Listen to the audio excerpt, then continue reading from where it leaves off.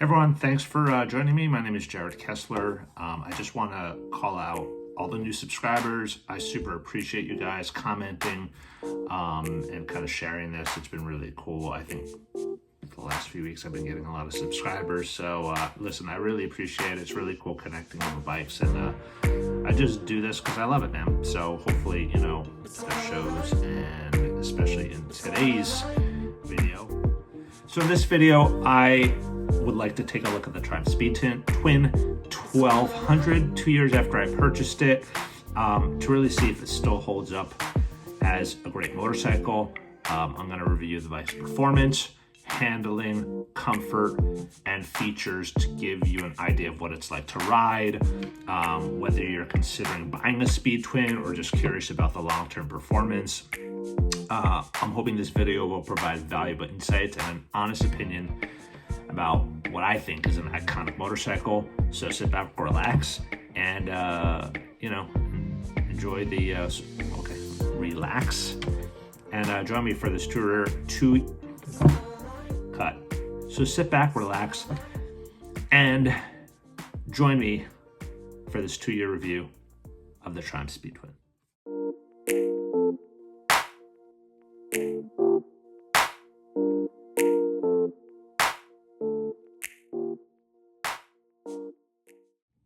Okay, so I am going to start with the performance. To me, the performance gets a 9 out of 10. And the reason I say that is because, I'm out here in Oregon. I've ridden on super windy rides. I've been on tons of rides with guys. And I've been on, longer rides, nothing more than, say, 2 hours one way.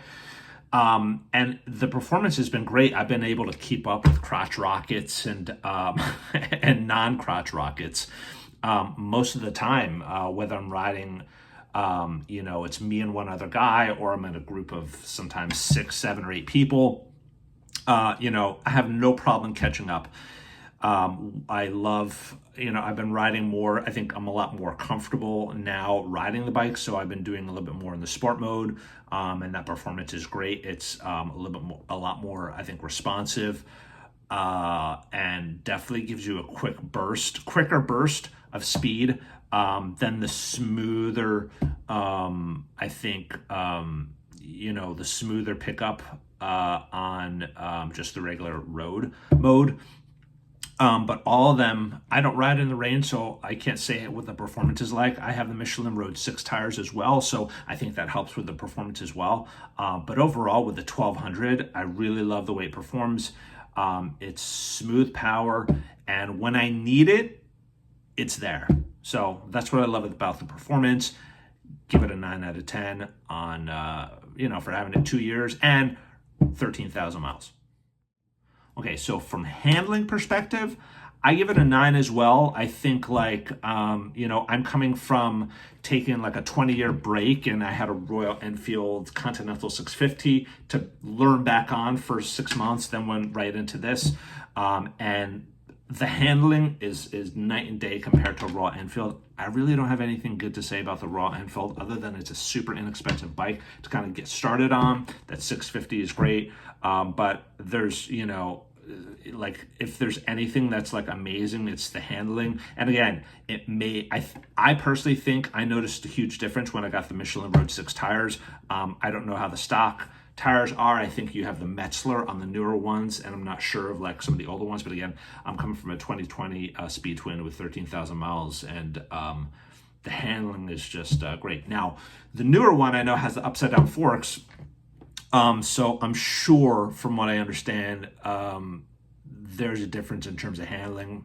I'm not sure about performance, but other than that, and I'll talk about a little bit later some of my reasons for, I guess, some of my other comfort and feature gripes. Not that bad, but I think there'd be some improvements, as I'm sure people at Triumph are talking about. But yeah, overall handling, I give it a 9 out of 10 for sure. Okay, so 2 things with comfort. I give it an 8 for comfort on a scale of 1 to 10, 10 being, of course, the highest. 2 big things. I think the suspension. I'd really love to have an adjustable suspension. I think the Thruxton comes with adjustable Öhlins. It would be super nice to have that because I think I'm definitely going to try getting, I think, the Fox suspension. I don't feel like spending $1,000 for the Öhlins, but I think that's going to, be another day. Again, I'm talking about a 2-year review on a 2020. I think the new ones, I think the suspension's kind of changed up a little bit, but that kind of comfort is, I think, still solid. I think a good 8 out of 10 for sure. What I put in the comfort kind of bucket as well is gas mileage. I said this before. Some guy commented on an earlier video a few months ago that he gets 200 miles on a gallon. I'm like, either I ride really hard or you're just driving in a straight row and just going on like 200-mile rides, because I don't know anyone who gets that. I have a cat taken out. I don't know or aren't sure whether or not that affects gas mileage or anything, but I'd say typically I get between 120 to 140 miles on a tank of gas. Some are worse. I think the Bobber is worse. I think the Triumph Bobber gets like 90 or something like that. But I would love to see it get like, a solid, consistently, I don't know, 160 to 200. That would be amazing. I don't know, Triumph, how you make that happen if you see this, but, I feel like every few days I'm just filling up where, again, I don't know if it's my riding or what. In terms of the other thing on the comfort, there's this kind of, I don't think, listen, every bike has stock seats, right? Of course, they're not the most comfortable. I got a Crafton Atelier seat, much more comfortable. I have it, I think, 2 years now or a year and a half, and I really love that seat. I think the thing with a stock seat, which doesn't make sense, is having that strap there.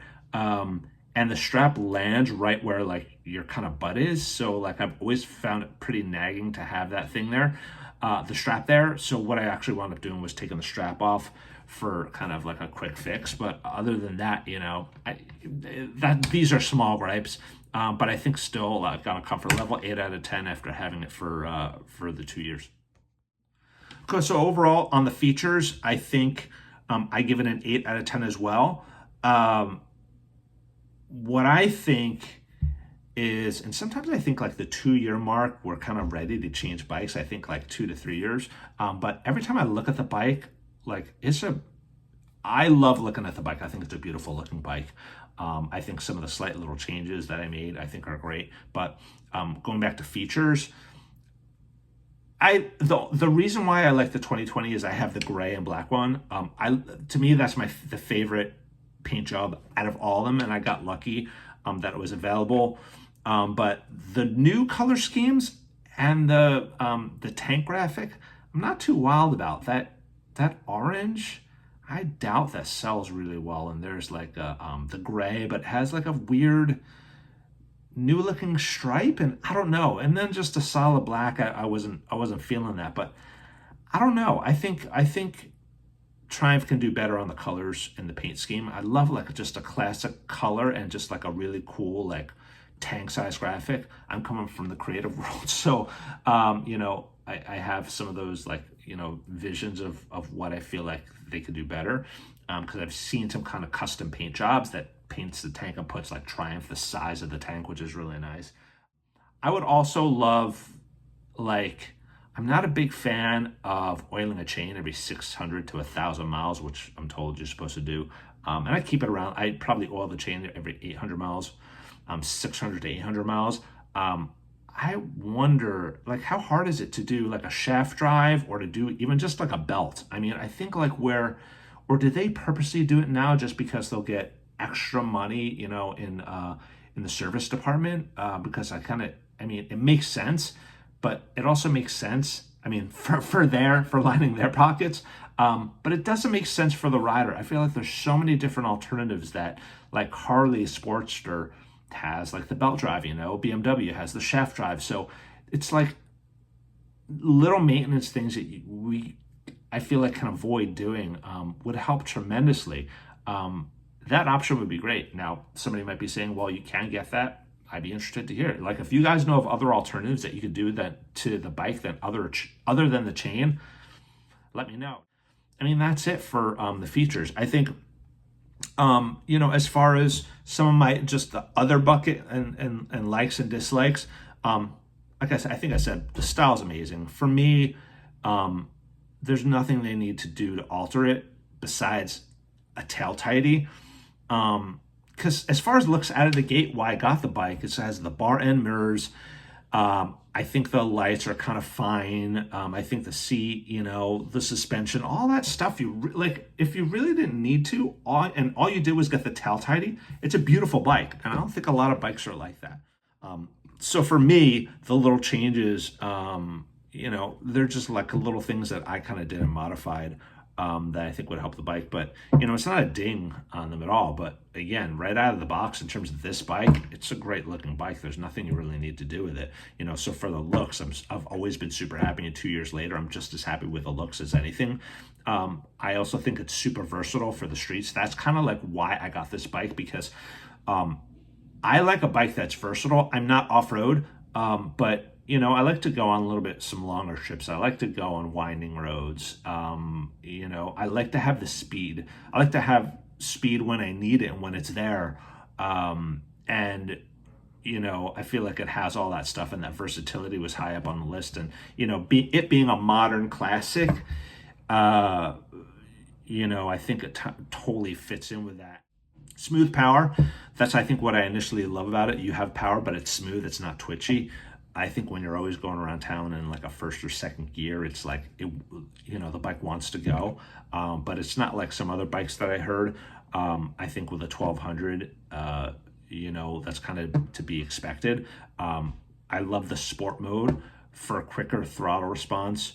It just has the power when I need it. Right now, to be quite honest, now that I've been using sport mode a little bit more, I'm kind of like getting used to it and kind of keeping it in sport mode a little bit more. And now it's funny, like road mode feels a bit slow. But we'll see. I'll do a 3-year review and let you know if I still have that kind of response. But the other thing is, and I think a lot of bikes are doing this, is the 10K service intervals. Again, you have to clean the chain every 600 to 1,000 miles. But that's kind of like what most bikes require. I think the 10K service intervals are super fair. Some say like really need to check oil and everything 5,000 miles, or you need to check oil, whatever. But some people are like change oil at least every 5,000 miles. The guys at Triumph tell me like 10,000 miles. And it kind of depends who you ask. But the service guys are pretty much like 10,000 miles. My tires, I just got a second tire, rear tire, Road 6 tire. I've been sticking with them because I really like them.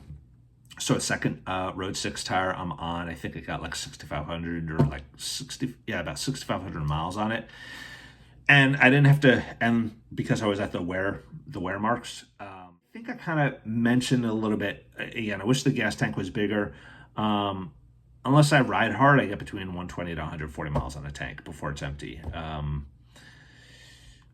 I would have loved, again, for the adjustable suspension, like throwing an Öhlins. I know that's going to hurt Triumph's bottom line, but having the 2020, again, maybe I think that's the second version. I think that's the second year they've been out, so they've made tweaks for sure. I think it's the same suspension from the 2019 to 2020, but now I think 2021 has the upside down forks in the front, and I'm told they make a big difference. The paint scheme, really, I mean, the bike's been out for, I think, 2019, 4 or 5 years now, and the fact that I only liked my gray, it's the gray and black. I think I'll show a picture. There's a picture on other videos. Like, that's my favorite one. I couldn't get excited about any of the colors that were released. It's hard to see on a video as well, but I've seen some at the Triumph store here in Portland, and I'm kind of like, of course, when you ride it and you sit on it, I think it's different, but there's like that flat gray.